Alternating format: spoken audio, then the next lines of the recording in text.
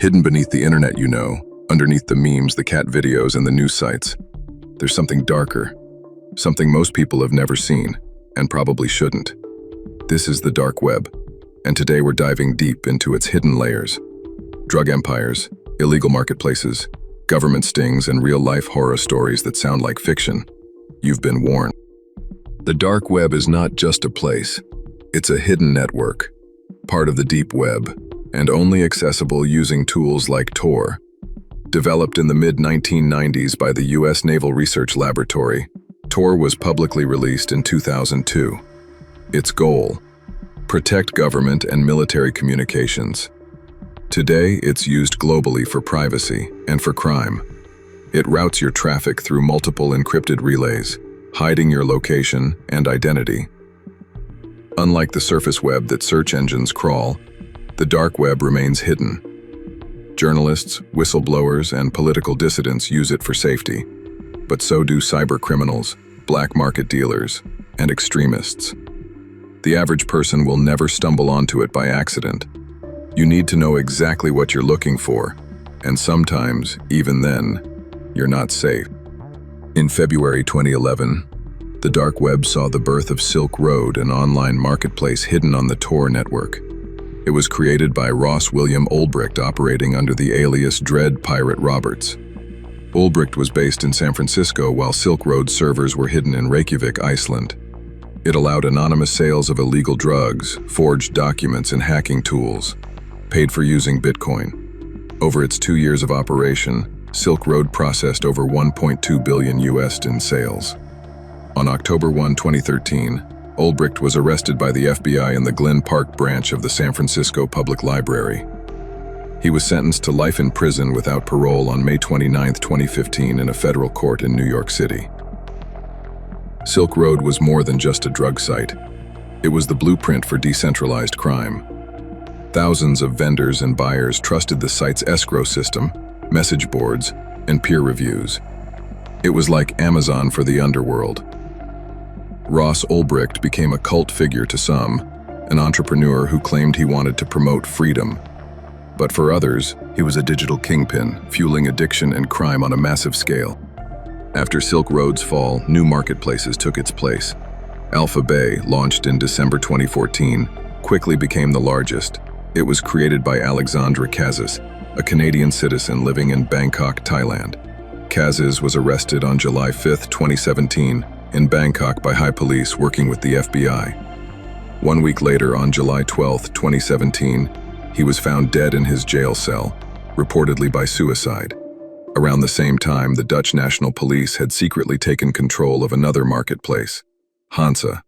In Operation Bayonet, conducted by the FBI, Europol, and Dutch authorities, both sites were shut down simultaneously on July 20, 2017. AlphaBay handled over 200,000 users and tens of millions in monthly transactions. Kazis, under the alias Alpha02, flaunted his wealth, Lamborghinis, villas, and luxury watches. Hansa, the second largest market at the time, was secretly hijacked by law enforcement weeks earlier. While criminals flocked to it after AlphaBay's fall, they were walking into a trap. The simultaneous takedown of AlphaBay and Hansa marked a turning point. It showed that even the most elusive networks had cracks, and that law enforcement was learning fast. Not everything on the dark web was a marketplace. Some offered bizarre or illegal services. In 2016, a site called Bisa Mafia claimed to be a Hitman for hire platform, likely run from Eastern Europe. It turned out to be a scam, but not before people submitted real targets and paid thousands. A year earlier, in February 2015, the FBI ran a sting operation called Operation Pacifier. They took control of a child exploitation site called Playpen, hosted on servers in North Carolina.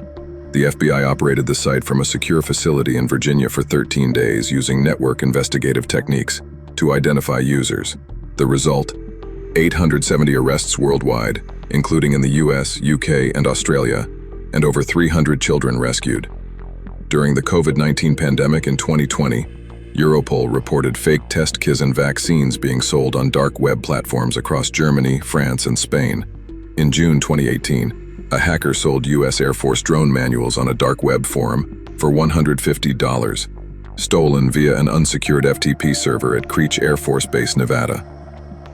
You could also find fake passports, stolen Netflix accounts, forged diplomas, and even rental listings for houses that didn't exist. Some users claim to offer cursed objects, black magic rituals, or live-streamed crimes, though many of those were hoaxes designed to scare or scam. Still, plenty were real enough to spark international investigations. The line between myth and reality blurred on the dark web, and law enforcement had to sift through the noise to find the truth. Despite its encryption, the dark web isn't invincible. In Operation Bayonet, agencies including the FBI, Europol, and Dutch National Police coordinated to dismantle AlphaBay and Hansa. Law enforcement also began running their own dark web marketplaces to catch vendors and buyers in the act. In Operation Pacifier, the FBI broke through Tor anonymity using custom malware deployed via the Playpen site. These cases proved a new reality.